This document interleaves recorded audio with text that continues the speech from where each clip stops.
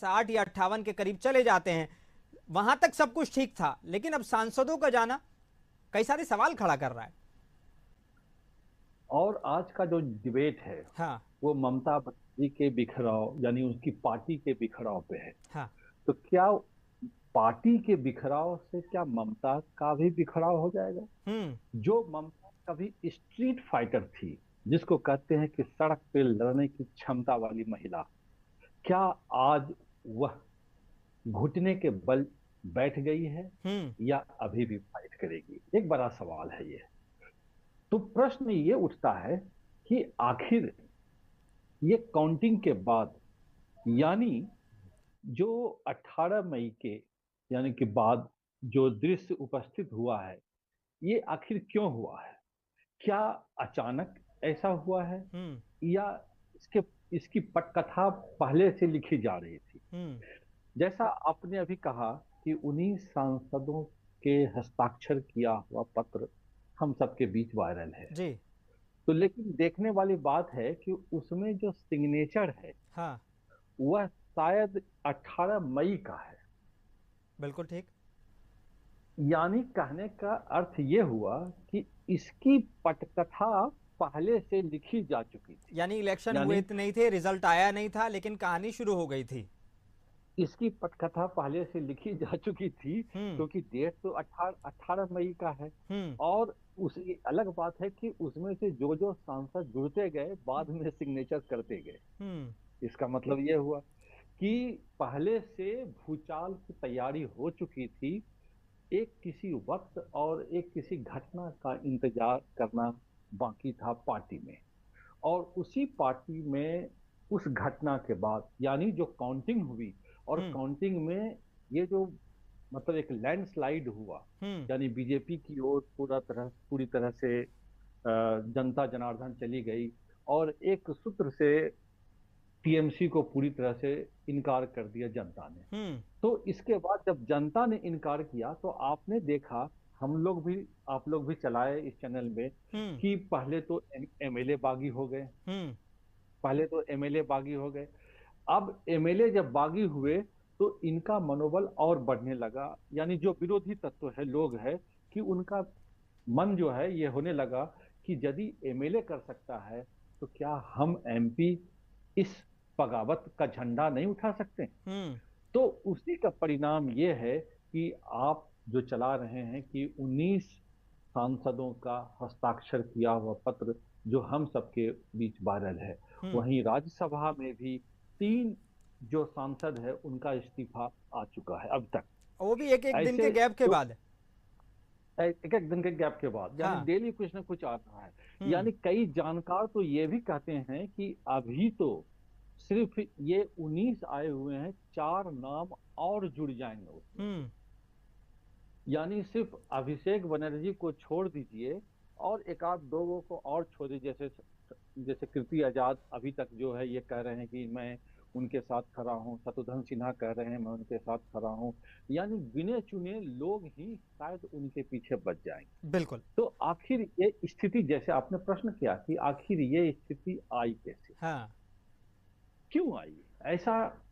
इतनी बड़ी पार्टी, इतनी बड़ी ताकतवर पार्टी जो 15 साल किसी राज्य में शासन की है, और एकाएक ये ताश के पत्तों की तरह ढहती नजर आ रही है। यानी इसका मतलब ये है कि ज्वालामुखी पहले से सुलग रही थी, और उस ज्वालामुखी का जो सबसे बड़ा जड़ है, जो हम लोग एक राजनीतिक विश्लेषक के रूप में, एक पत्रकार के रूप में जानते हैं, वह है अभिषेक बनर्जी। हम्म। यानी जब दीदी स्ट्रीट पे फाइट कर रही थी तो अभिषेक बनर्जी की इतनी उम्र नहीं थी कि उस स्ट्रीट फाइट को, और स्ट्रीट फाइट में कितने नेता शामिल हुए दीदी के साथ में, उसको वो नहीं जानते थे। और अभिषेक बनर्जी की एरोगेंसी, हम्म। अभिषेक बनर्जी की जो एक तानाशाही रवैया, और जो अपने जो बड़े चेहरे हैं उसको सम्मान देने की यानी अभी भी बजाय, ममता बनर्जी को लेकर उतना विरोध नहीं है जितना लोग अभिषेक बनर्जी के खिलाफ हैं। कल ही जो है एक सांसद जो आप लोग भी बाइट चला रहे थे, उन्होंने क्या कहा कि या तो हमें चुन ले या तो आप अभिषेक अभिषेक बनर्जी बनर्जी को को। चुन ले। ठीक यानी है। कहने का मतलब ये है कि उनके कारण से पार्टी में एक भूचाल सा आया हुआ है, और हम सब देख रहे हैं कि ताश के पत्ते की तरह उनकी पार्टी ढहती नजर आ रही है, अब तक जो परिदृश्य सामने बिल्कुल, आया हुआ है। बिल्कुल आऊंगा मैं आपके। बीजेपी को उस मजबूती तक ले जाने के लिए कि सरकार ना गिरे 1 साल में, शायद इस ये प्लानिंग की गई। आपने सही फरमाया हम्म। कि कहीं न कहीं एक एक हिडन स्ट्रीम चल रही है हाँ। सरकार में, केंद्र हाँ। सरकार में और भी पार्टियों के बीच एक हिडन स्ट्रीम चल रही है। हम्म। लेकिन एक बात यह भी देखने वाली है कि कोई भी पारिवारिक पार्टी है, आप हाँ। पूरी तरह नजर घुमा के, जो भी पारिवारिक पार्टी है, चाहे आरजेडी हो, चाहे सपा हो, चाहे महाराष्ट्र का उद्धव शिवसेना हो, जो भी पारिवारिक पार्टी रही है, हाँ। उस पारिवारिक पार्टी में सांसदों और एमएलए की कोई राय वाय पूछी नहीं जाती है। पहले से ही। और पहले से तय होता है कि ये करना है, ये करना है। ये अलग बात है कि मीडिया में आके बयान अपना दे देते हैं बाज बहादुर के रूप में कि नहीं नहीं नहीं, लोकतंत्र कायम है, लेकिन कहीं पे लोकतंत्र ऐसी पार्टी में होती नहीं। हम्म। दूसरी बात है कि आज जो टीएमसी के जो सांसद हैं, जो ममता बनर्जी के या टीएमसी का विरोध कर रहे हैं, या उनकी जो नीतियां हैं उनका विरोध कर रहे हैं, वो तब कहाँ थे जब टीएमसी ये अत्याचार कर रही थी। सपोज माना जाए कि आप विरोध थे, तो उस समय आपने क्यों ना आवाज उठाई? सही उस है। समय आपने इस्तीफा क्यों नहीं दिया? हम्म। उस समय ये कदम आपने क्यों नहीं उठाए कि हम्म। हम अलग हो जाएंगे? हम्म। अभी क्यों उठा रहे हैं? और दूसरी तरफ ये है कि ये मीटिंग जो है निशिकांत दुबे जी के घर पे क्यों हो रही है?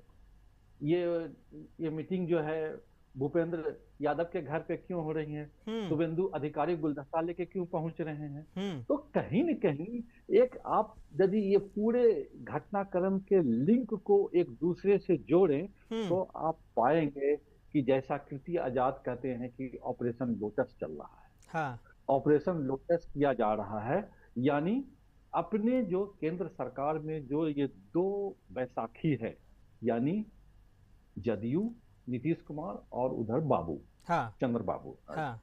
ये दोनों अगर खुदा ना खास्ते कभी इनकी नजर तिरछी हो गई, तब क्या होगा? हाँ। तब तो अचानक अचानक मंच तो धम से गिर जाएगा नीचे। हाँ। तो उस मंच को बचाने के लिए कहीं न कहीं हिडन एजेंडा में इस प्रकार का चल रहा है कि अभी हम उसको शामिल नहीं करेंगे, हो सकता है हम्म। अभी वो दूर रहें, लेकिन जब कभी ऐसी क्राइसिस हो तो वो कह देंगे कि हम तो इनके साथ हैं, एनडीए के साथ, फुल हमें कोई समर्थन है दिक्कत हमारा। नहीं है।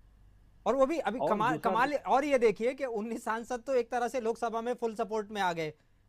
यानी फुल अब जो सपोर्ट में नीतीश आ गए। कुमार की पार्टी के साथ जितने सांसद हैं, उससे कहीं ज्यादा सांसद तो यहाँ समर्थन देने के लिए तैयार बैठे हैं। फिर राज्यसभा में अभी और वोटिंग होनी है कुछ सीटों पर, वो जो है कुछ चुनकर आ जाएंगे, और 3 राज्यसभा सांसद भी तैयार हैं, और औरों की भी शायद नंबर लग सकते हैं। जी जी। अब अगर और वेस्ट आप देख बंगाल रहे से ये हैं 3 राज्यसभा सांसद इस्तीफा देते हैं, तो यानी कि ममता बनर्जी तो एक भी राज्यसभा नहीं भेज पाएंगी। इस कंडीशन में तो नहीं लग रही नहीं, वो।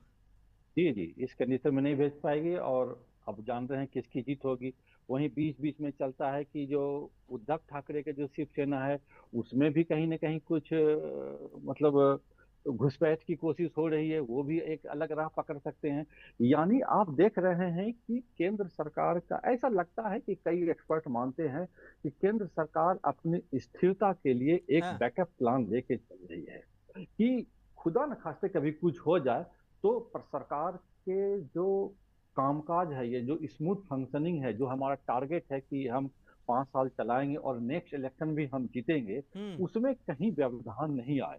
नहीं तो क्या होता कि इनके सारे किए कराए पे पानी फिर जाएगा, यदि नीतीश कुमार और बाबू थोड़ी सी भी इधर उधर अपना जो बैसाखी है हटाते हैं, तो आप भी समझ सकते हैं कि क्या होगा। उसी बिल्कुल। का ये एक बैकअप प्लान रखता है। बिल्कुल। लेकिन एक बात सही है कि जो अभी सांसद जो टीएमसी के जो बगावत कर रहे हैं, हाँ। उस समय कुछ दिन पहले उनको बोलना चाहिए था सार्वजनिक मंच पे या कहीं भी सोशल मीडिया पे कि भाई, ये हमारी पार्टी में ऐसा गड़बड़ी है जिस कारण से हम इत्तेफाक नहीं रखते हैं। लेकिन क्या था, तो उस समय ताकतवर थी ममता बनर्जी, ताकतवर थी अभिषेक बनर्जी, ताकतवर थे, तो नहीं कहते हैं जब ताकतवर है तो कौन कुछ बोलता है। लेकिन जैसे ही पावर थोड़ा सा कम होता है, तो फिर इधर उधर की घपलेबाजी शुरू होती है। ये यही और है, दूसरा पावर जो, पावर वाला साथ है, बिल्कुल सही सही कह रहे हैं आप। जी जी, और दूसरा जो लास्ट डिबेट में हम लोग कहे थे हाँ। कि केंद्र की सरकार की कई एजेंसियां हैं, आप भी जानते हैं। तो कई जो लोग हैं जो टीएमसी में लंबे समय से रह के बहुत घपले किए हैं, हम्म। वो भी अपने बचने के एक रास्ता ढूंढते हैं कि एग्जैक्टली भैया, अब कि कहीं तो जाना पड़ेगा। हम पे, हाँ, हम पे कहीं आग ना आ जाइए। तो इससे अच्छा है कि अपना एक अलग धारा बना लो, जो कोना कोनी अपना चुपचाप से बैठे रहो और बिल्कुल। हमें कोई डिस्टरबेंस